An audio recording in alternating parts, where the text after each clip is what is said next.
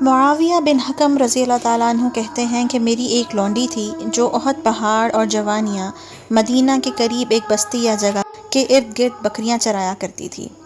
اتفاق سے ایک دن میں اس کے پاس پہنچ گیا، دیکھا کہ بھیڑیا ایک بکری لے کر بھاگ چکا ہے۔ چونکہ میں بھی ایک انسان ہوں، آدم کی اولاد کی طرح مجھے بھی غصہ آنا ایک فطری عمل ہے، لہٰذا میں نے غصے میں آ کر اپنی اس لونڈی کو ایک زوردار تماچا رسید کر دیا۔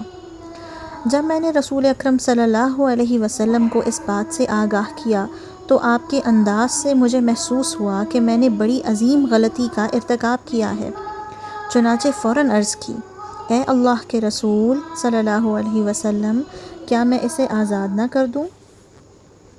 آپ صلی اللہ علیہ وسلم نے فرمایا، اسے میرے پاس بلا کر لاؤ۔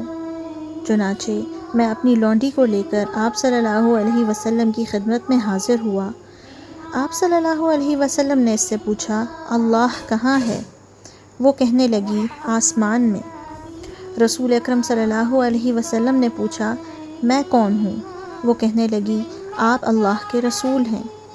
رسول اکرم صلی اللہ علیہ وسلم نے معاویہ بن حکم رضی اللہ عنہ کی طرف متوجہ ہو کر ارشاد فرمایا، اسے آزاد کر دو کیونکہ یہ مومنہ ہے۔